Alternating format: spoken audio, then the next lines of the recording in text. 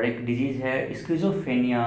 तो स्किज़ोफ्रेनिया के बारे में कैसे कैसे हम पकड़ सकें कि हाँ, सामने वाले को स्किज़ोफ्रेनिया हो रहा है, और कभी हमें डाउट होता है कहीं हम स्किज़ोफ्रेनिया का शिकार तो नहीं हो रहे हैं, तो वो ओके, कैसे हम कर सकते हैं, पता कर देखिए सकते हैं? स्किज़ोफ्रेनिया क्या होता है, मेन चीज़ है it's a psychotic hmm, disorder. ये साइकोटिक डिसऑर्डर है। इसमें क्या होता है, सबसे पहले not touch with the reality. इंसान को आज की दुनिया से कुछ लेना देना नहीं होता है। इसमें हेलुसिनेशंस होते हैं, डिल्यूजन्स होते हैं, हुँ, भ्रम की बीमारी होती है।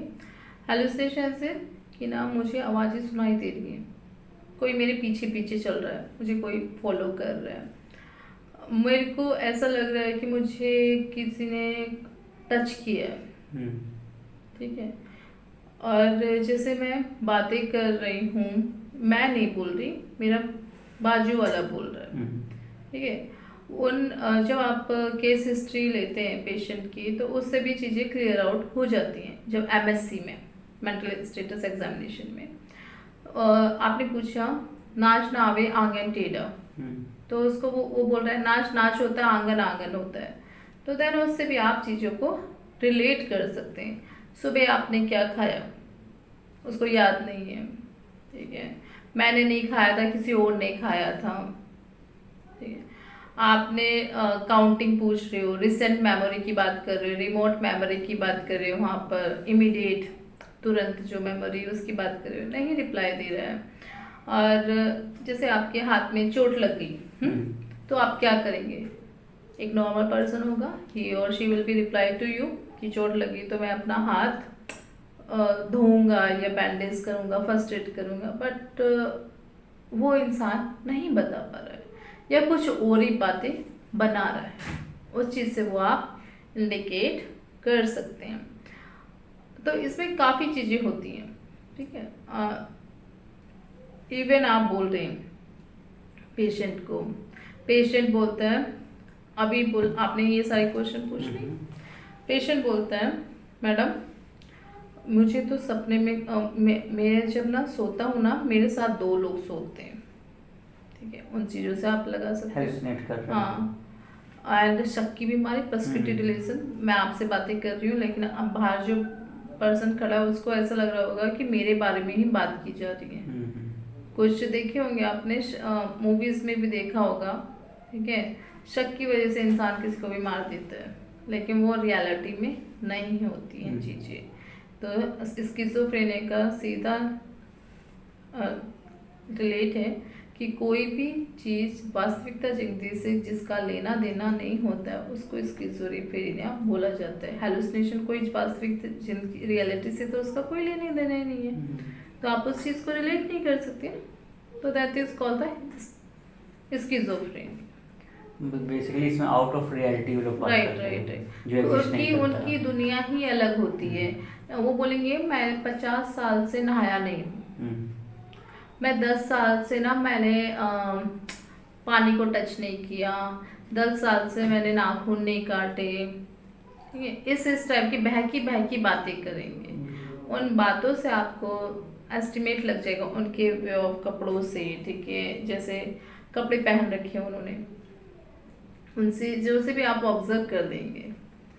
क्योंकि अपीयरेंस जो होता है पेशेंट का, आप लिखते हो केस स्टडी जब केस परफॉर्मर में कि कैसा है उसका अपीयरेंस, उसको not touch with the reality है। लाइक आपने कुछ क्वेश्चंस पूछे कि आपके आस जिस जगह पे रह रहे हैं आप, कौन सी जगह, उसने बताया तो ठीक है, नहीं बताया तो यू बेटर नो हुँ, कि उसको कुछ पता नहीं अपने आस पड़ोस का। तो ये सारी चीज़ें स्किज़ोफ्रेनिया में आती हैं। हेलुसिनेशन में बहुत सारे हेलुसिनेशंस होते हैं, ऑडिटरी, विजुअल, बहुत सारे। एंड ऐसे डिल्यूजन्स में भी बहुत सारे डिल्यूजन्स होते हैं। तो इनको डील कैसे जाए, अगर हमारे फैमिली में कोई व्यक्ति ऐसा होता है तो उनको डील कैसे किया जा सकता है? देखिए स्किज़ोफ्रेनिया के लिए आपको मेडिसिन खानी पड़ती हैं। Hmm, it's a psychotic okay, problem, क्योंकि not touch with the reality.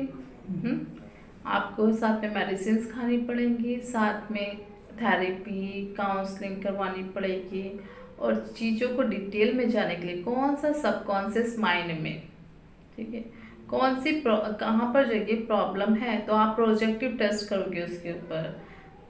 Projective रोशा किया आपने, ठीक है, साथ में टीएटी किया, कौन कौन सी फीलिंग उसकी सप्रेस्ड हो रखी है, उसकी पर्सनालिटी को आप अच्छी तरीके से जान पाएंगे वो वाले टेस्ट करके।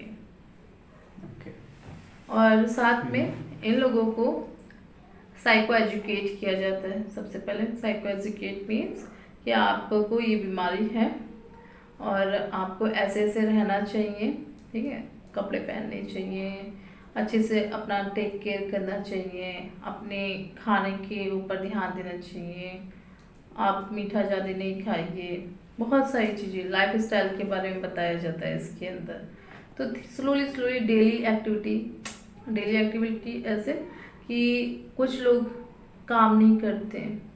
मेरी एक पेशेंट थी, उसके पूरे पूरे पैरों में, सब जगह ना, हाथों में मैल मैल लगा हुआ था। एमसी सर मैं 10 साल से नहाई नहीं हूँ, और नहीं सॉरी, वो बोलती थी 50 साल से मेरा ट्रीटमेंट चल रहा है।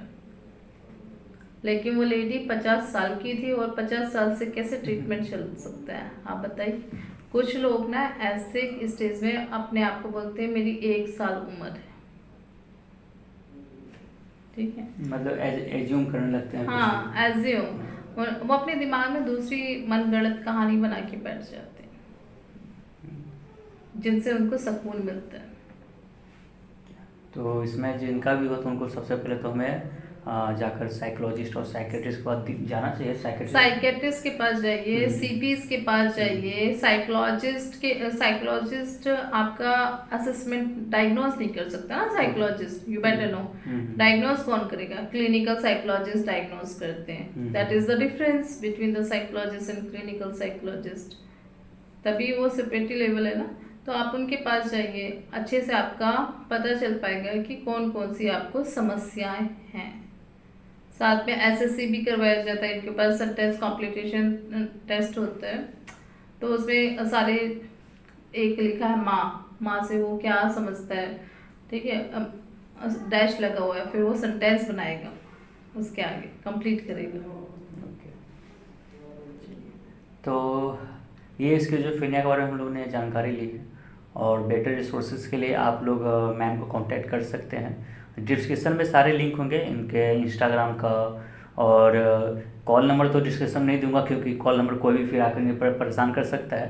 तो इंस्टाग्राम से आप कांटेक्ट कर सकते हैं, और फिर मैम से आप बातें कर सकती हैं, और जो चाहे आपको पूछना हो आप लोग पूछ सकते हैं, ठीक है।